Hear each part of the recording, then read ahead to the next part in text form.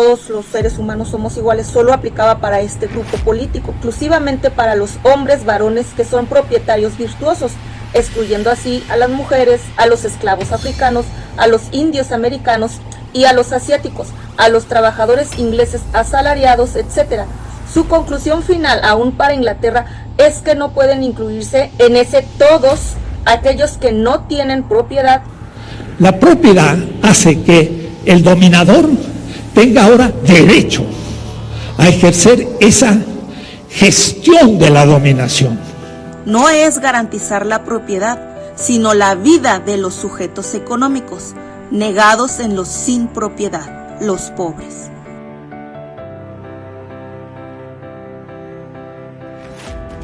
Este video es parte de una serie temática sobre economía política con una perspectiva filosófica, basándonos en el libro de Enrique Dussel en su obra 16 tesis de economía política, una interpretación filosófica. Siendo este el video número 5 sobre este tema, hablaremos aquí sobre propiedad privada. Aquí es necesario aclarar por toda esa infodemia de noticias falsas que no estamos promoviendo de ninguna manera la idea de que se debe ir en contra de la propiedad privada de la población.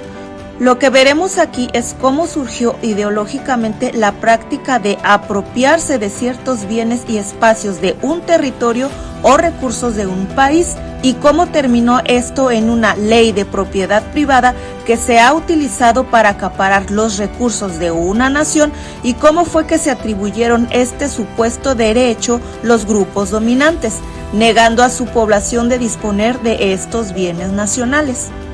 Resalto esto porque es completamente falso que el gobierno actual esté enviando una ley o una propuesta de ley para quitarte tu propiedad o tu casa.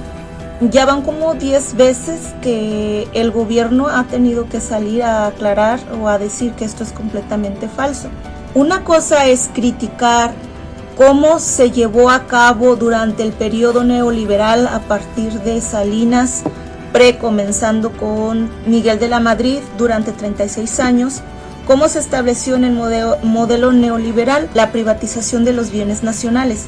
Y otra cosa muy diferente es decir que como el gobierno actual ha criticado esta política económica neoliberal, luego entonces para quitarte tu propiedad, tu casa, o sea, es completamente falso y es ridículo. Y bueno, haciendo esta aclaración, comenzamos. Antes ya habíamos mencionado la referencia del filósofo Dussel, donde dice: la propiedad como derecho es la que garantiza y da estabilidad inalienable a los dominadores injustos de la apropiación y la gestión de los excedentes de lo común, de lo que se tenía en uso comunitario o social. La propiedad se tuvo que haber establecido como un derecho, se tuvo que haber hecho una ley para garantizar y dar estabilidad a los grupos dominadores.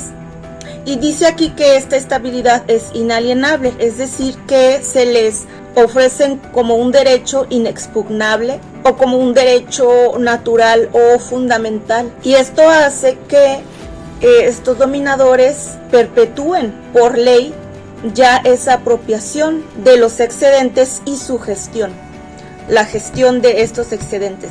Recordemos que en los videos anteriores hemos estado viendo los sistemas no equivalenciales, los sistemas equivalenciales. Los sistemas equivalenciales pues son cuando una población o una nación, no sé, genera una producción y ellos mismos, que los que generan y trabajan para esta producción son los que deciden cómo gestionar estos excedentes y se los reparten equitativamente, así en términos generales. Y los no equivalenciales pues son como por ejemplo el sistema tributario, el esclavista, el capitalista, en donde estas excedentes o stocks los llamaría Adam Smith, propiamente en el capitalismo Carlos Marx los llama plusvalor. Así en los sistemas no equivalenciales esta excedente es gestionado de una manera heterónoma. ¿Qué quiere decir esto? Quiere decir que está sometido a un poder externo, ajeno a ellos, y que no sigue su propia voluntad, o sea, en este caso de los que producen esos excedentes o esos productos. Entonces lo que nos está diciendo aquí es que se tuvo que generar o justificar o fundamentar que la propiedad era un derecho fundamental, y esto fue lo que les dio la garantía de, con el tiempo, darles esa estabilidad, una estabilidad política. Todas estas ideas para justificar o para sustentar la ley de propiedad surgieron en el contexto de la Revolución Industrial. Y en Inglaterra surgieron muchos economistas hablando sobre esto, pero ellos están en su contexto de la Revolución Burguesa. Entonces ellos hablan desde su contexto como burgueses y el nacimiento del capitalismo como tal. Por eso ellos tienen estas ideas o estas filosofías para justificar las leyes de propiedad. Luego nos dice, Locke lo vio muy claro cuando organizó la política de la sociedad civil. ¿Le suena lo de sociedad civil? Como una estructura de defensa y crecimiento de la propiedad privada de los bienes o los excedentes. Bueno, para variar, pues John Locke, pues inglés también, ¿no? Vamos a hacer algunas referencias para darnos una idea muy general de este, digamos, filósofo, ¿no? Les voy a dejar también la referencia, este es otro libro también de Dussel, que es el tomo 1 de Política de la Liberación, Historia Mundial y Crítica, en apartados en donde habla de estas generaciones de las filosofías políticas relacionadas con economía.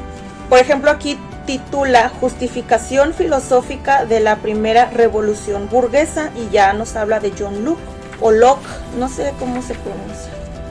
Cuando este autor está hablando sobre la igualdad de los seres humanos, ¿no?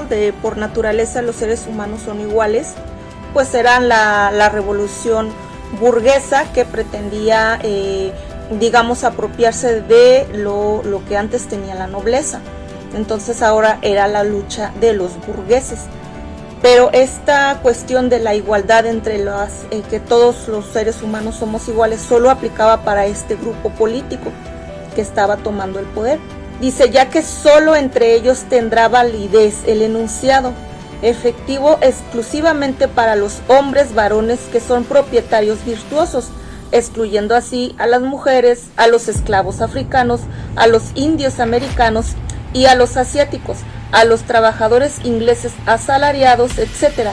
Su conclusión final, aún para Inglaterra, es que no pueden incluirse en ese todos aquellos que no tienen propiedad o que venden su trabajo por salario, ya que esta pobreza prueba que no tienen disciplina ni virtud suficiente para ser miembros aparte entera o activa, explícita o perfecta del estado civil, entre comillas, estado civil. Entonces, bueno, con esta lectura yo creo que es muy clara, ¿no? Y más o menos nos estamos dando cuenta de lo que ellos entienden por esta sociedad civil y cómo es que hoy en estos tiempos se habla mucho de estas definiciones de sociedad civil, lo llamará Locke, para ir justificando las políticas económicas que quiere ir implementando y quienes estaban fuera de esta sociedad. De hecho, dice Dussel que pues a esta sociedad civil Karl Marx la llamará pues la sociedad burguesa. Esa es la sociedad de la que estamos hablando.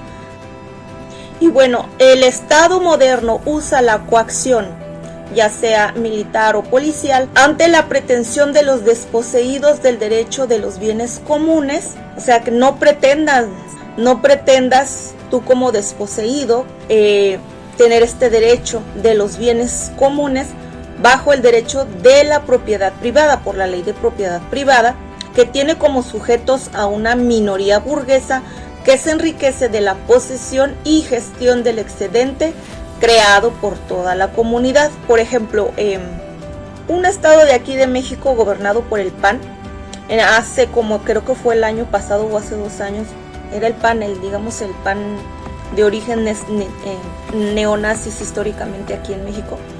que pocos lo saben.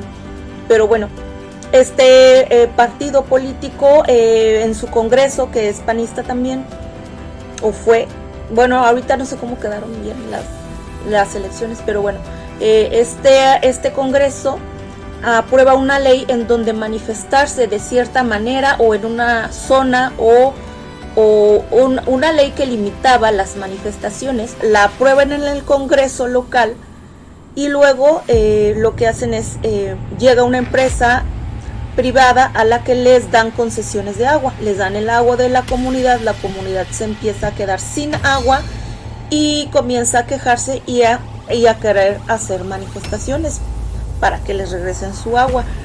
Para prever estas manifestaciones, pues al generar esta ley, ellos ya pueden justificar el que ellos, los manifestantes, están violando una ley y ya con esto pueden encarcelarlos y hacer una represión pues horrible, ¿no?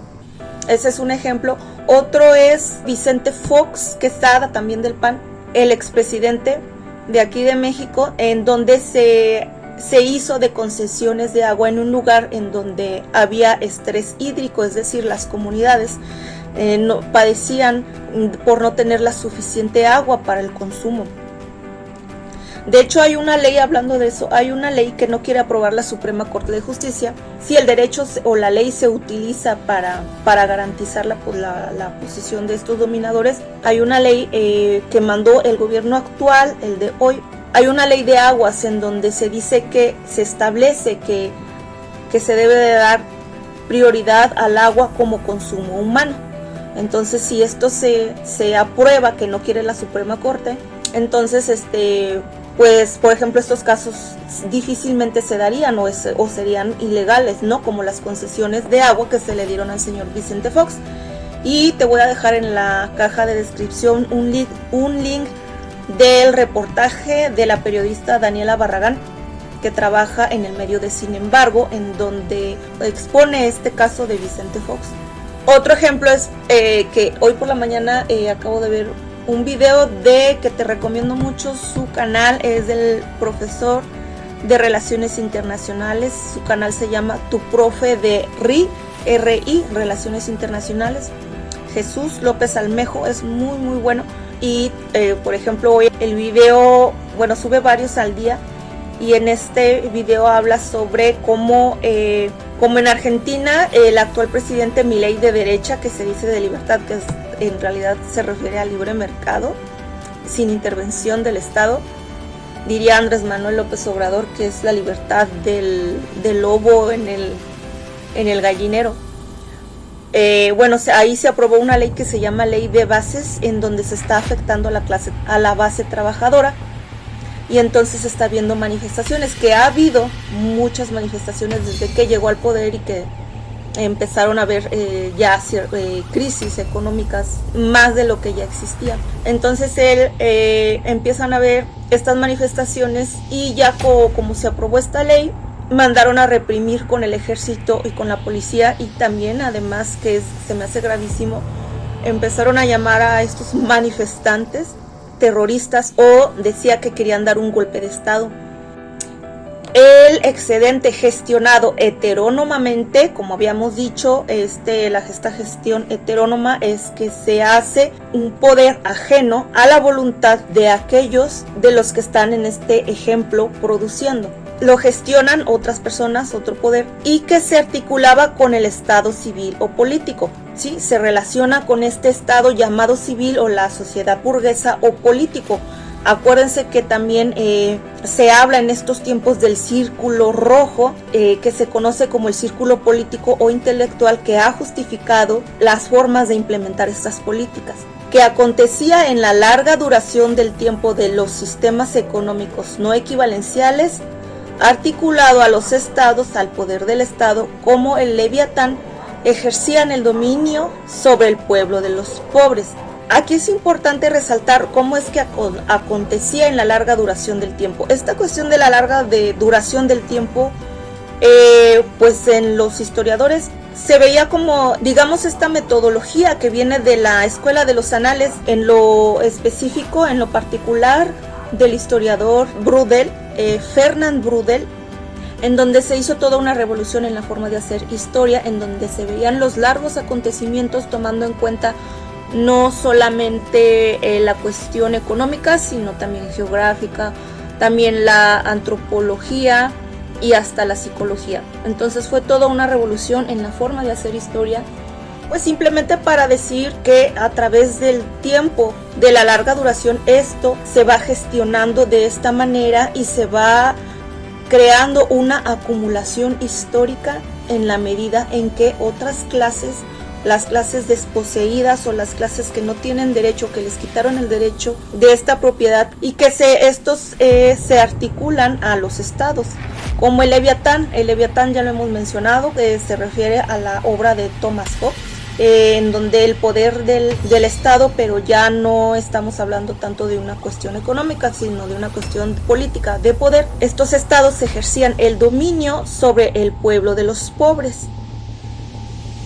Todo en la economía está en relación con el derecho, con el ejercicio de poder del Estado. El economicismo materialista dialéctico ingenuo colocó a la economía como última instancia de lo político y del derecho. Tenía razón materialmente, pero erraba formalmente. Aquí ya estamos hablando en unos terrenos más complicados, digamos, porque estamos hablando de Karl Marx. Entonces, lo que nos ha dicho Dussel es que Karl Marx ha sido interpretado de una manera errónea o una manera totalmente diferente, en donde lo clásico es o haber dicho que digamos que lo preponderante, lo dominante de todo, según ellos decían que Marx decía eso, es la economía, ¿no? Y que esto iba a hacer, digamos, que la última instancia, y que esto era lo que iba a determinar la cuestión de la política y del derecho. Y Marx ha dicho que en realidad se determinan unas con otras. No es que Marx haya sido materialista, como ha sido mal interpretado, o que él haya puesto a la economía como la última instancia o como la que va a dominar a las otras instancias, que es la política y el derecho. No sé si me explico. Por eso dice aquí que todo en la economía está en relación con el derecho, se relacionan unas con otras, la economía con el ejercicio del poder, pero de una forma que una determina a la otra, no que la economía domine a la otra. En este caso estamos viendo cómo el poder del derecho, digamos de la ley o político, es el que establece una forma de cómo establecer la economía. Por eso dice aquí que es ingenuo el colocar a la economía como última instancia de lo político y del derecho. Esto lo puse aquí nada más como no sabía si ponerlo o no, porque es meterse en otras cuestiones más, digamos, teóricas del marxismo. Y pues son cosas más complicadas, pero en sí es eso, ni materialista, ni que la economía es lo que, digamos que es la que es determinante para todo lo demás. Por eso nos dice aquí, la política y el derecho son infraestructurales, o sea, son determinantes con respecto a la economía, porque formalmente estructura, o sea, da estructura a la economía en su esencia. Formalmente, y luego aquí nos explica entre paréntesis, es decir, de manera legal, creando una convicción subjetiva de legitimidad, que se vea que aparentemente sea algo legítimo. La propiedad hace que el dominador tenga ahora derecho a ejercer esa gestión de la dominación. Y entonces viene el derecho, y el derecho es la política, a garantizar y a estar a la base de la economía. Supraestructura la política, no, compañeros. Condición, condicionada, condicionante. La política garantiza la economía y la economía garantiza la política. Un círculo no, una espiral que crece en la historia. Sin la política no existe la economía. No es supraestructura como pensaba el marxismo-leninista, son campos mutuamente determinantes sin última instancia. Marx dijo, mejor Engels, la última instancia en la interpretación materialista de la historia es la vida y la vida inmediata. Nunca dijo la economía. La vida, claro, la vida está debajo de la política, que es la gestión de la vida, y de la economía, que da de comer. La vida es la última instancia, no la economía, ni la tecnología, ni la política. Esas son instancias que se codeterminan. El marxismo tradicional, estándar, no Marx, se equivocó, cayó en el economicismo. Sin el derecho, nos saltamos el paréntesis, es imposible todo sistema económico. Sí, pero también hay que ver cómo se está ejerciendo ese derecho en la realidad. Por ejemplo, aquí dice, sin el derecho a la propiedad, obviamente todos tenemos ya nuestra casa, nadie te la va a quitar, o sea, eso es otra cosa. Pero cómo se utiliza la ley de propiedad para después estos contratos, dice cumplimiento de los contratos o las concesiones de agua a Vicente Fox ya no se le pueden quitar, porque por ley que está así establecida, pues tienen un cierto tiempo de duración, y si tú lo rompes, pues vas a terminar pagando más como gobierno o del erario, ¿no? De nuestros impuestos. Y también hemos visto, por ejemplo, la corrupción de la que se ha estado hablando ya en los últimos años, de los notarios, o de cómo, por ejemplo, se hacían contratos para privatizar las cárceles, para entregar los servicios del sector salud, a una empresa particular, cómo se le paga un hospital al doble, al triple, al 1000% más de lo que en realidad cuesta, y de que cómo luego ese hospital termina siendo privado, ni siquiera de gobierno. Entonces son formas de sacar recursos de una nación. Sin el derecho es imposible todo sistema económico, pues este sistema económico de capitalista, que tenía ciertas normas, se volvió a un neoliberalismo devastador. Pero bueno, por eso me pareció interesante esto. Y bueno, Dussel también nos habla de Hume. Vamos a hablar de otro autor que les encanta a los yo creo es lo único que le enseñaron a los políticos que defienden el sistema económico neoliberal. Bueno, los utilizan para justificarse. Entonces, bueno, vamos a hablar un poquito de Hume, nada más así de manera general. Y bueno, en un subtítulo dice: la filosofía política anglosajona.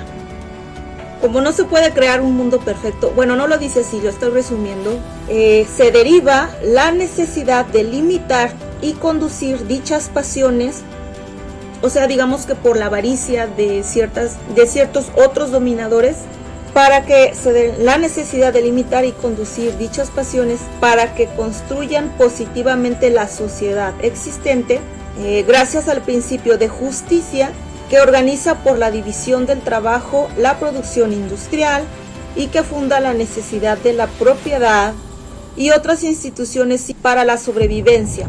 Ahora, aquí sale su contraparte. Marx criticará la derivación inmediata del capitalismo como la única o la mejor sociedad posible sin otra alternativa, ya que en su crisis hace imposible, en un nivel más concreto de lo existente histórico, la reproducción global de la vida humana, la humanidad como todo, no nada más pues la Inglaterra, por el crecimiento proporcional de la pobreza y por la extinción a corto plazo de los bienes no renovables del planeta. Hemos hablado ya, creo que fue el primer video sobre estos temas de la entropía, destruidos para mantener o aumentar la tasa de ganancia del capital.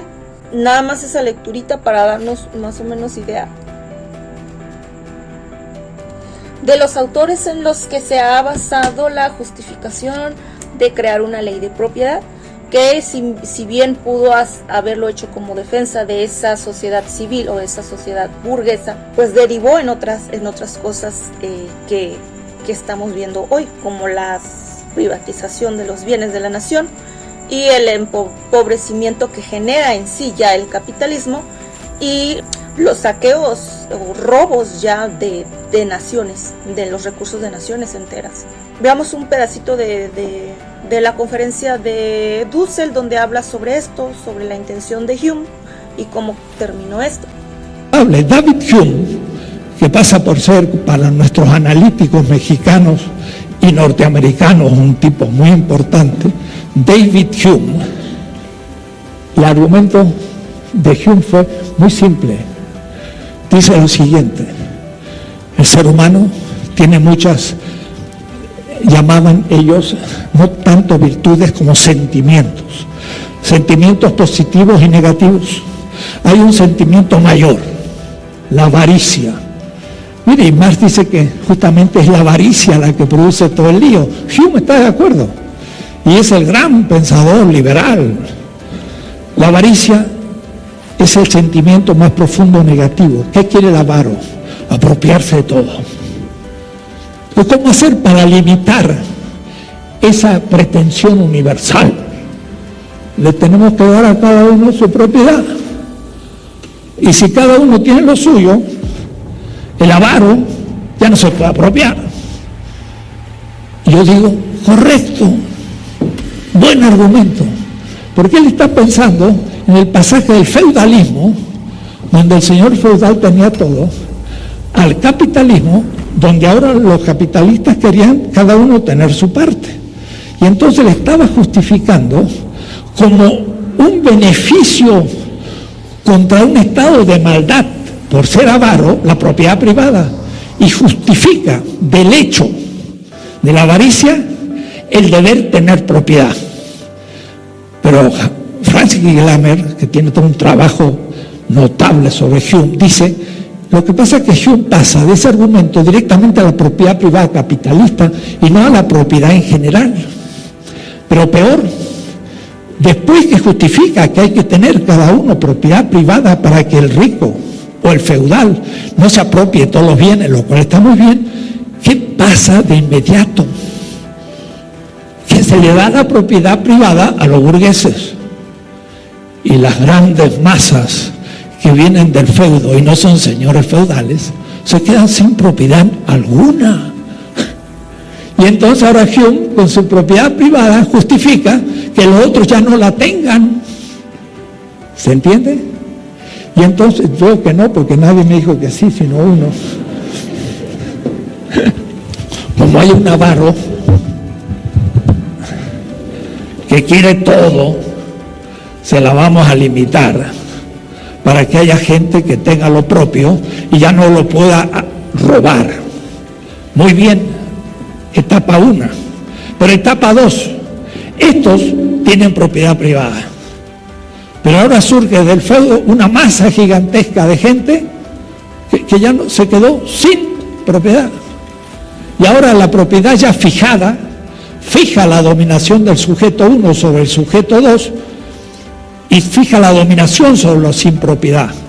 Entonces ahora ya viene Marx y dice: un momentito, la propiedad privada solucionaba ser una frontera a la universalidad del querer del avaro, pero ahora la propiedad privada justifica la muerte del no propietario y hay que redistribuir las cosas. ¿Por qué? Porque vamos a entrar en un nuevo sistema, y todo nuevo sistema significa desestructurar el sistema anterior, porque si sigue el anterior no puede. Entonces, la propiedad fija las instituciones de un sistema e impide el pasaje a la siguiente. Y por eso que la propiedad se vuelve una cosa tan importante. Ya voy a explicar que no hay capital sin propiedad, porque es el sujeto propietario el que da continuidad en el tiempo al capital. Es como un sujeto trascendental. Y por eso luego nos dice: pero al final el hecho de la propiedad lo que realmente justificaba era lo contrario. O sea, se suponía que se había hecho para defenderse de la avaricia de otros que quisieran acaparar ciertos recursos. Dice, o sea, este derecho de propiedad fundamentaba la avaricia de la nueva clase burguesa que veía limitada su pasión de acumulación de riqueza en la posesión de dicha riqueza en manos de la antigua nobleza británica. Y bueno, ya cerraremos con una lectura del libro directamente de Dussel. Mi libro al revés. La propiedad privada como derecho de la burguesía naciente garantizaba la posibilidad de la existencia del capital que exigía un sujeto permanente en el tiempo para que hubiera la posibilidad de mayor acumulación del excedente del sistema económico. Permitió así despojar a los antiguos posesores de los bienes, la tierra, y del excedente feudal, la nobleza, y de paso despojar también por anticipado a los que creaban el nuevo excedente, a los trabajadores, que sin propiedad sobre el valor de las mercancías que producían, habrían de empobrecerse. Bienaventurados los pobres es un principio normativo crítico ante todo sistema económico posible de dominación, porque el criterio no es garantizar la propiedad, sino la vida de los sujetos económicos, negados en los sin propiedad, los pobres.